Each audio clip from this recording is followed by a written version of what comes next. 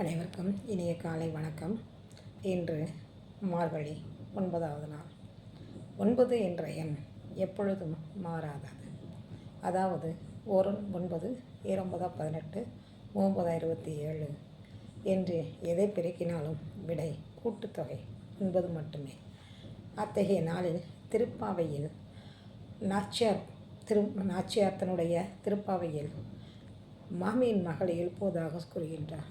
அதாவது, நீங்கள் மாட மாளிகையில் பலவிதமான அணிகலன்கள் அணிந்திருக்கக்கூடிய வீட்டில் இருந்தாலும் இன்னும் மாமன் மகளை இன்னும் கதவை திறக்கவில்லையே ஏன் என்றும் மாமியிடம் கூறுவது போல கூறுகின்றார்.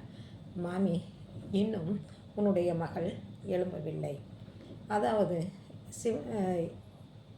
பெருமானின் நாமங்களை நாம் கூறிக்கொண்டு வாழ்ந்து கொண்டிருக்கின்றோம்.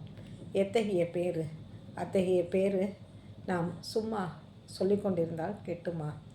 எனவே விரைவாக எழுந்து எங்களுடன் இணைந்து அவனுடைய நாமங்களை கூறுவதற்கு வர வேண்டும்.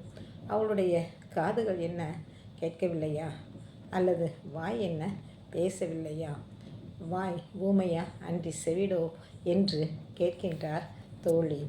அதாவது ஒரு உரிமையோடு கூறுகின்றார். தோழி என்பதை விட்டுவிட்டு உறவு என்ற சொந்தத்தை இங்கு கூறுகின்றார் நாச்சியார்.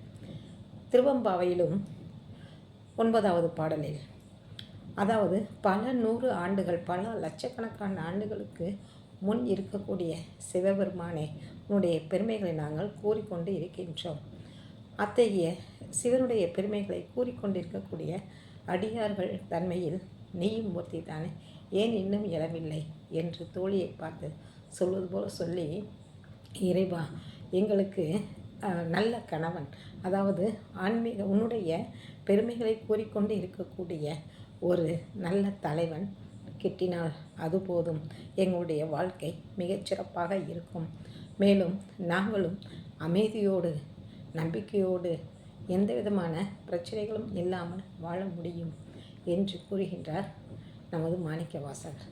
அதாவது இன்றைய காலகட்டத்தில் இத்தனை லட்சங்கள் சம்பாதித்தால்தான், இத்தனை சொத்துக்கள் இருந்தால்தான் திருமணம் செய்ய முடியும் என்ற ஒரு எண்ணம் மேலோங்கி நிற்கக்கூடிய காலகட்டத்தில் ஒரு சிறந்த கணவன் கிடைத்தால் அவனுடைய நாமங்களை கூறிக்கொண்டிருக்கக்கூடிய அடியவனாக இருக்கக்கூடிய ஒருவர் கிடைப்பது என்பது பெரும் பேறு என்பதை இங்கு மாணிக்கவாசகர் கூறுகின்றார்.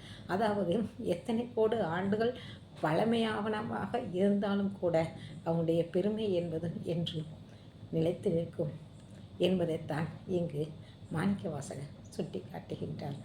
அதாவது இந்த உலகத்தில் நிம்மதியான வாழ்க்கை எப்பொழுது கிடைக்கும் என்றால், போதும் என்ற மனம் இருக்கும் பொழுதுதான். அதனைத்தான் இங்கு மாணிக்கவாசகர் சொல்கின்றார். நல்ல கணவர் கிடைத்து விட்டால் இந்த உலகில் வேறு எதுவும் தேவையில்லை என்பதைத்தான் பறைசாற்றுகின்றார். இந்த உலக வாழ்வு நிலையில்லாதது. ஆனால் அவனுடைய நாமாவளிகளை சொல்லிக்கொண்டு இருப்பதும் அடியவர்களுக்கு தொண்டு செய்யக்கூடிய பேரும் தான் சிறப்பு என்று மாணிக்கவாசகர் கூறுகின்றார். அதாவது இறைவனுக்கு அடியவனாக இருக்கக்கூடிய ஒருவனுக்குத்தான் ஒரு மனைவியாக அமைந்து அவனுக்கு தொண்டு செய்வதுதான் பெரும் பேறு என்று ஒரு பெண்மணி கூறுவது போல இங்கு மாணிக்கவாசகர் சுட்டி காட்டுகின்றார். அதாவது இந்த உலக வாழ்க்கை மாயை என்பதை வெளிப்படுத்துகின்றார் இந்த பாடலில். நன்றி.